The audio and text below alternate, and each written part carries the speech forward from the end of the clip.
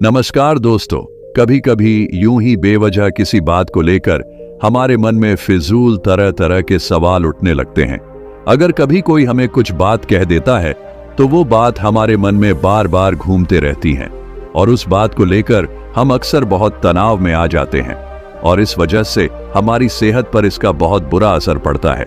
तो इस बेवजह उठ रहे सवालों को कैसे हम शांत कर सकते हैं, बेचैनी को कैसे शांत कर सकते हैं और हम इस तनाव से बाहर कैसे निकल सकते हैं, इस कहानी में मैं आपको गौतम बुद्ध की ऐसी 4 आदतों के बारे में बताने वाला हूं जिससे आप अपने जीवन में अपनाकर उस तनाव से बाहर निकल जाएंगे और अच्छे कामों में अपना जीवन व्यतीत कर एक अच्छी जिंदगी जी सकते हैं। यहां पर बताई गई यह 4 आदतें आपकी पूरी जिंदगी को बदल सकती हैं। अगर आप इन 4 आदतों को अपने जीवन में अपना लेते हैं तो फिर आप अपने जीवन को एक खुशहाल जिंदगी में बदल देंगे और फिर आपका मन कभी भी बेचैन नहीं होगा, ना ही उदास रहेगी और ना ही बेफिजूल के कामों में व्यस्त रहेगा। तो आइए इस कहानी को शुरू करते हैं।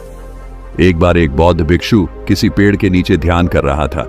तभी एक राजकुमार उस भिक्षु के पास आता है और उनसे कहता है, हे महोदय, आप हमेशा कहते रहते हैं कि ध्यान करो, ध्यान करो, लेकिन मेरे लिए ध्यान करना तो दूर की बात है।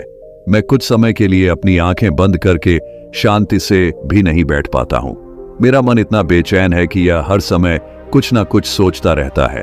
मैं जब भी ध्यान करने बैठता हूं तो मेरे अंदर विचारों का तूफान आने लगता है, लोगों के बारे में सोचकर, अपने जीवन की बीती घटनाओं के बारे में और अपने भविष्य के बारे में, और ऐसी ही न जाने कितने सारे अजीबोगरीब विचार लगातार मेरे मन में आते रहते हैं।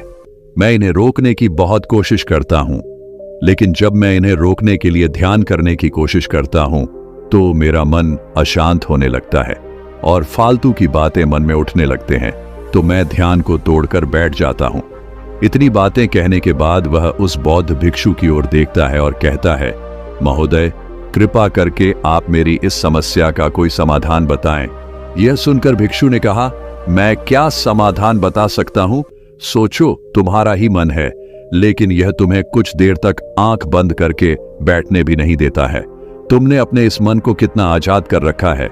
राजकुमार ने कहा, महोदय, मैंने बहुत सोचा, लेकिन मुझे अपनी इस समस्या का कोई समाधान समझ नहीं आया, इसलिए मैं आपकी शरण में आया हूं। अब आप ही कोई रास्ता दिखाइए। भिक्षु ने कुछ देर तक राजकुमार के चेहरे की तरफ बड़े ध्यान से देखा और फिर कहा, ठीक है, मैं तुम्हें अपने स्वामी गौतम बुद्ध की बताई गई 4 आदत के बारे में बताऊंगा। अगर तुम ये 4 आदतें छोड़ दोगे तो फिर तुम्हारा मन लगने लगेगा और तुम्हें कभी भी बेचैनी नहीं होगी। राजकुमार पूरे ध्यान लगाकर उस बौद्ध भिक्षु की बातें सुनने लगा। भिक्षु ने कहा, पहली आदत यह है कि दूसरों के मन को पढ़ना छोड़ दो। तुम और तुम्हारे जैसे ज्यादातर लोग यही गलती करते हैं कि वो दूसरों के मन की बातों को पढ़ने का प्रयास करते हैं, जैसे कि अच्छा, सामने वाला मेरे बारे में ऐसा सोच रहा है, और यही एक आदत तुम्हें सबसे ज्यादा बेचैन और परेशान करती है। ज्यादातर समय पर लोग दूसरों के मन की बातों को गलत और नकारात्मक तरीके से ही पढ़ते हैं। जैसे कि लोग अक्सर सोचते हैं कि दूसरे लोग उनकी तरक्की से जलते हैं, उसे नीचा दिखाना चाहते हैं, उसे पसंद नहीं करते, उसकी मदद नहीं करना चाहते, और ऐसी ही ना जाने कितनी सारी नकारात्मक बातें ये लोग दूसरों के प्रति अपने अंदर बैठा लेते हैं। फिर उनके बारे में ही सोचते रहते हैं, उनसे बदला लेने के तरीके सोचते रहते हैं, उन्हें नीचा दिखाने के मौके ढूंढते रहते हैं, और दूसरों के प्रति यही नकारात्मक सोच इन्हें दुखी करती है और फिर ये लोग बेचैनी महसूस करते हैं। इसलिए दूसरे लोग क्या सोच रहे हैं इसका अनुमान लगाना बंद करो।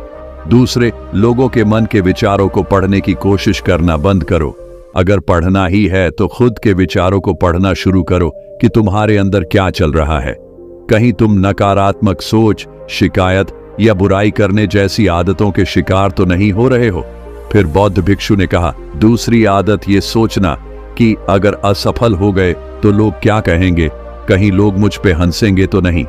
जो हंस रहा है उसे हंसने दो।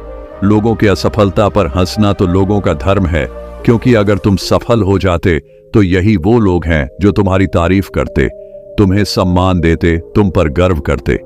अगर तुम अपनी सफल होने पर दूसरों से तारीफ की उम्मीद करते हो तो अपनी असफलता पर उनके हंसने से तुम्हें दुखी नहीं होना चाहिए। और समस्या ही यही है कि हम इंसान असफलता को बुरा मानते हैं, जबकि असफल होना सफल होने से भी ज्यादा जरूरी है।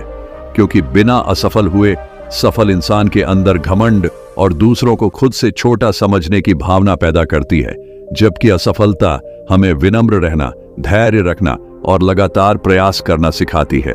इसलिए असफलता को बुरा मत समझो, और अगर तुम्हारे काम में असफल होने की संभावना नहीं है तो इसका अर्थ है कि तुमने अपना लक्ष्य अपनी क्षमताओं से छोटा बनाया है। और अगर लोग तुम पर हंस नहीं रहे, तुम्हें ताने नहीं मार रहे हैं, तुम्हारी बुराई नहीं कर रहे हैं, तो इसका मतलब तुम अंदर से मरे हुए हो। तुम अपने मानसिक सीमाओं से बाहर जाकर कुछ नया करने का प्रयास नहीं कर रहे हो, क्योंकि असफल भी वही होता है जो कुछ नया करने का प्रयास करता है। और एक बात हमेशा याद रखना, अगर तुम्हारे अंदर असफल होने का साहस नहीं है तो तुम कभी भी कोई भी बड़ा लक्ष्य हासिल नहीं कर पाओगे जो तुम करना चाहते हो। इसलिए असफल होने और लोगों के हंसने से डरना बंद कर दो। बौद्ध भिक्षु ने आगे कहा कि तीसरी आदत यह है कि बेवजह समय को बर्बाद करना छोड़ दो। लोगों को लगता है कि वो समय को काट रहे हैं, लेकिन असल में समय हर बार उन्हें काट रहा है। लोगों के द्वारा समय को व्यर्थ के कामों में बर्बाद करने का केवल एक ही कारण है, और वह ये है कि उन्हें लगता है कि उनके पास बहुत समय है, जबकि सच्चाई यह नहीं है। क्योंकि उनसे पहले वाले लोगों को भी यही लगता था कि उनके पास बहुत समय है, लेकिन उन्हें पता नहीं चल पाया कि कब समय बीत गया और उनका बुलावा आ गया, और जब तक उन्हें अपनी गलती का एहसास हुआ तब तक समय उनके हाथ से निकल चुका था। बस पश्चाताप रह गया था कि सारा जीवन व्यर्थ के कामों में बर्बाद कर दिया, और फिर इस दुनिया से बिना खुद को जाने, बिना इस जीवन की सच्चाई को समझे वो चले गए। इसलिए जब तक यह जीवन है, इसे अच्छे कामों में लगाओ, खुद को जानने में, दूसरों की मदद करने में, लोगों को सही राह दिखाने में, मानवता के कल्याण में। और दूसरी बात, समय को बर्बाद करने से आज तक किसी को खुशी नहीं मिली है। हालांकि समय काटने से तुम्हें क्षण भर की खुशी तो महसूस हो सकती है, लेकिन जब तुम्हें होश आता है और तुम देखते हो कि कितना सारा समय बर्बाद किया जा चुका है, तब तुम्हें खुद पर क्रोध आता है और तुम पश्चाताप के भाव से भर जाते हो। और फिर यही पश्चाताप का भाव तुम्हारे अंदर तनाव पैदा करता है और तुम बेचैन हो जाते हो और लगातार अपनी उस गलती के बारे में सोचते रहते हो। फिर तुम्हारा किसी भी काम में मन नहीं लगता और तुम उदास रहने लगते हो, और यह चक्र लगातार चलता रहता है, जिसकी शुरुआत हुई थी समय को काटने से। इसलिए समय को काटना बंद करो और वो करना शुरू करो जो जरूरी है। बौद्ध भिक्षु ने आगे कहा, चौथी आदत ये सोचना छोड़ दो कि मुझसे बड़े बड़े लोग नहीं कर पाए तो मैं कैसे कर पाऊंगा। असल में दूसरों से खुद की किसी भी चीज में तुलना करना ही व्यर्थ है, और यह तुलना करना ही हमें हानि पहुंचती है। सबकी परिस्थितियां अलग अलग होती हैं, सबकी सोच अलग है। और क्या हुआ, अगर दूसरे नहीं कर पाए तो हो सकता है कि तुम ही कर जाओ, क्योंकि अक्सर वही लोग इतिहास रचते हैं जिनसे ज्यादा उम्मीद नहीं होती। और फिर हो सकता है कि जिसे तुम बड़ा समझ रहे थे, जिसके लिए तुम सोच रहे थे कि उसने बहुत मेहनत की है, बहुत प्रयास किया है, उसने कभी उतना प्रयास किया ही ना हो, केवल मेहनत करने का दिखावा किया हो। क्योंकि ज्यादातर लोग कभी उतनी मेहनत करते ही नहीं है जितनी उन्हें अपने लक्ष्य प्राप्ति के लिए करनी चाहिए, और दूसरे लोगों के सामने यह दिखाने का प्रयास करते रहते हैं कि मैंने तो बहुत मेहनत की थी, लेकिन मेरी किस्मत ही खराब थी। और यही वो लोग हैं जो दूसरों को बातों ही बातों में कहते रहते हैं कि जब इतनी मेहनत करने के बाद मैं सफल नहीं हो पाया तो तुम कैसे हो पाओगे। लेकिन अंदर ही अंदर यह इस बात को जानते हैं कि उन्होंने कभी उतनी कोशिश नहीं की थी जितनी उन्हें करनी चाहिए थी।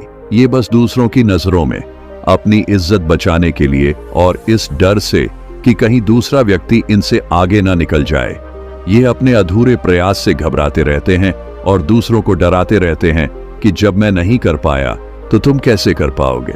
इसलिए किसी दूसरे असफल व्यक्ति को देखकर यह सोचना छोड़ दो कि तुम भी कहीं असफल हो जाओगे। तुम बस अपना सर्वश्रेष्ठ प्रयास करो और बाकी सब समय पर छोड़ दो। भिक्षु ने आगे कहा, अगर तुमने ये 4 आदतें छोड़ दी तो तुम्हारा मन एकदम शांत हो जाएगा और फिर तुम जहां चाहो वहां अपना मन लगा सकते हो। इतना कहकर वह भिक्षु शांत हो गए और राजकुमार को भी अब समझ आ चुका था कि उसे क्या करना है। उसने मन ही मन उन 4 आदतों को छोड़ने का निश्चय किया। उसने उस बौद्ध भिक्षु को धन्यवाद किया और वहां से चला गया। दोस्तों, हमें यह नहीं सोचना चाहिए कि लोग मेरे बारे में क्या सोच रहे हैं। अगर मैं कोई काम करता हूं तो लोग मेरे उस काम को लेकर हंसेंगे। इसके अलावा हमें अपना फालतू समय बर्बाद नहीं करना चाहिए।